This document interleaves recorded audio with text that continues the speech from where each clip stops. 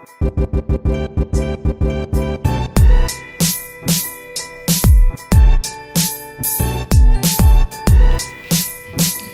halo teman-teman. Assalamualaikum warahmatullahi wabarakatuh.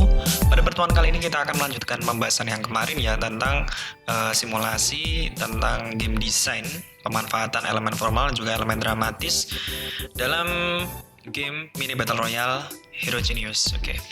Di sini saya akan lakukan share screen terlebih dahulu. Oke, sebentar. Oke. Oke, jadi kemarin kita sudah mendapatkan deskripsi gamenya. Nama gamenya adalah Genius Hero. Kemudian playernya ada, kita membuat rule multiplayer dengan maksimal pilihannya adalah 5 player. Terus kemudian ada deskripsi gamenya, di mana 5 orang pemuda-mudi berada pada battle area. Mereka diharuskan berkompetisi dan bertahan hidup dengan memilih beberapa item senjata yang mereka inginkan. Namun, setiap senjata yang dipilih memiliki informasi pengetahuan yang perlu mereka baca dan ketahui. Setelah itu mereka baru diperbolehkan nih untuk melakukan battle dengan senjata yang diinginkan dan menjadi pemain terakhir yang bertahan hidup gitu ya.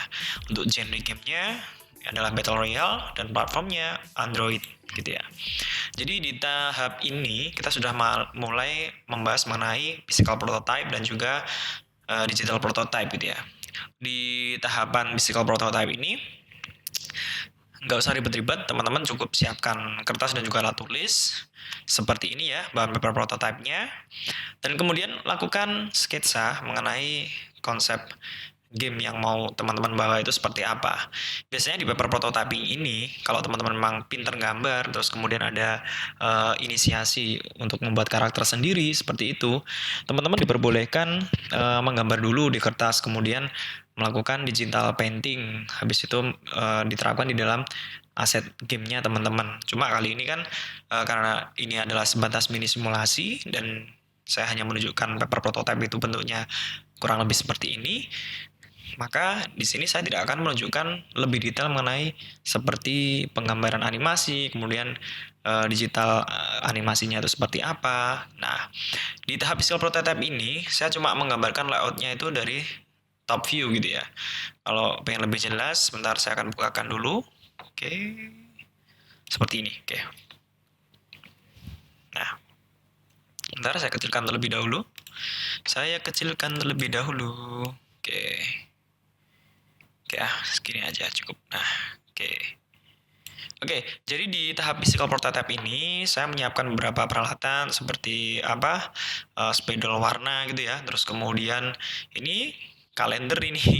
Saya manfaatkan kalender bekas gitu aja ya untuk penggambaran. Di sini saya menuliskan judul gamenya, terus waktu pembuatan, kemudian ada top view-nya itu seperti apa, genre-nya apa, terus platformnya apa, terus kemudian view dari karakternya itu mau dibentuk seperti apa. Untuk view-nya saya memilihnya third person shooter gitu ya. Terus kemudian di sini ada tombol joystick dan juga beberapa interaksi ya, seperti melakukan penyerangan, attack, kemudian jump, dash gitu ya. Nah, di sini terus kemudian ada beberapa warna saya kasih keterangan.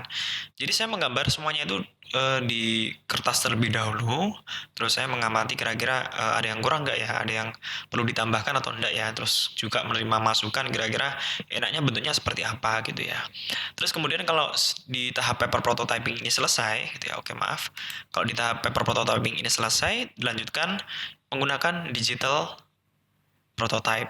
Kalau di sini saya manfaatkan Corel Draw gitu ya. Jadi saya menggambar dari sini, saya terapkan di sini gitu ya. Di Corel Draw. Di Corel Draw itu istilahnya saya mengikuti aturan main dari paper prototyping ya. Tinggal ikutin aja playernya, itemnya apa. Terus ini ada item health. Terus ini ada top view-nya, judul, tanggal, ada genre-nya, platform, view-nya seperti apa. Terus kemudian ini adalah battle area, joystick-nya, dan sebagainya. Ini adalah simple dari paper prototyping, kemudian diarahkan ke digital prototyping, seperti itu. Terus lanjut ke artikel lagi. Oke, kalau sudah paper dan juga digitalnya selesai prototyping, selanjutnya adalah software prototype. Nah, di sini adalah yang menarik. Rata-rata teman-teman ketika membuat game itu kan banyak menggunakan game engine ya, seperti Unity, terus kemudian Construct 2 atau Construct 3, terserah gitu ya.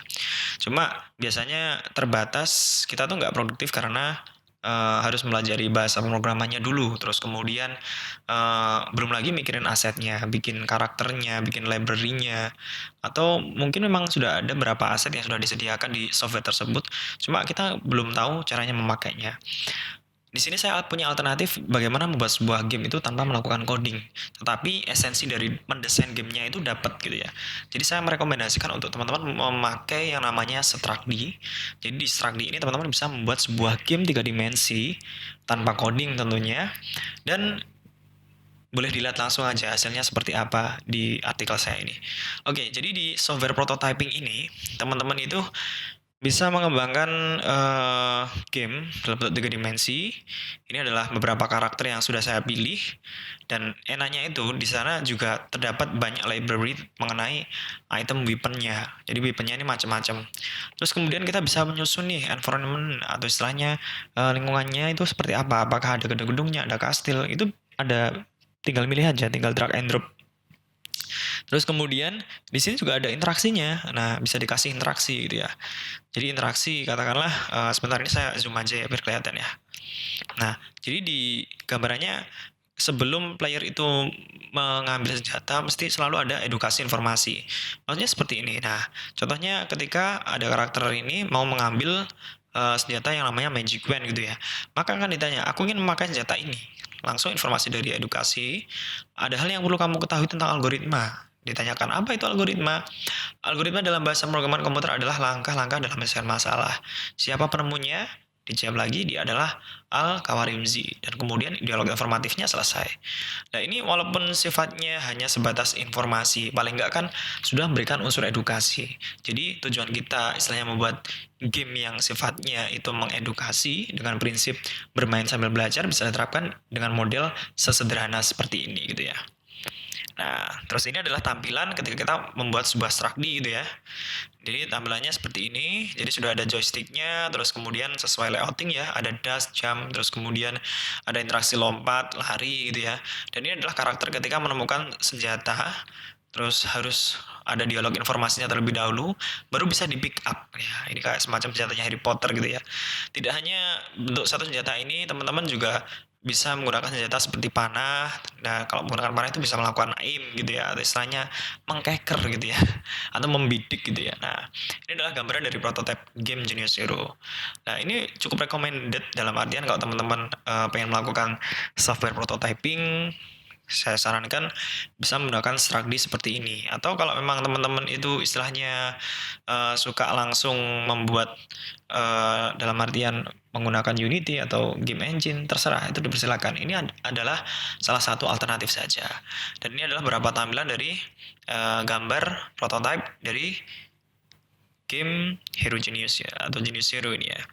Nah, secara keseluruhan endingnya dari kesimpulan ini sebenarnya secara keseluruhan prototipe game dari Genius Zero bergenre Battle Royale ini dapat dibuat dengan melakukan pendekatan elemen formal dan juga elemen dramatis dan dapat bekerja secara fungsional.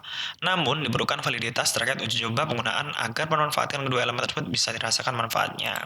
Jadi memang ini prosesnya adalah game design. Jadi game desainnya ini masih belum 100% jadi, cuma tahap akhirnya adalah dia bisa membentuk sebuah software prototyping atau digital prototyping ya. Dan memang kalau pengen valid dan juga teruji, ini perlu diuji cobakan kepada beberapa player. Kemudian player mungkin bisa memberikan masukan, oh enaknya karakternya seperti ini, atau katakanlah gameplaynya sulit seperti ini. Itulah kenapa kita memerlukan istilahnya prototype gitu ya. Nah, lantas bagaimana cara kita memanfaatkan Structd dalam buat sebuah game? Di video selanjutnya saya akan membahasnya lebih jauh. Untuk kali ini cukup ya, kurang lebihnya mohon maaf. Assalamualaikum warahmatullahi wabarakatuh.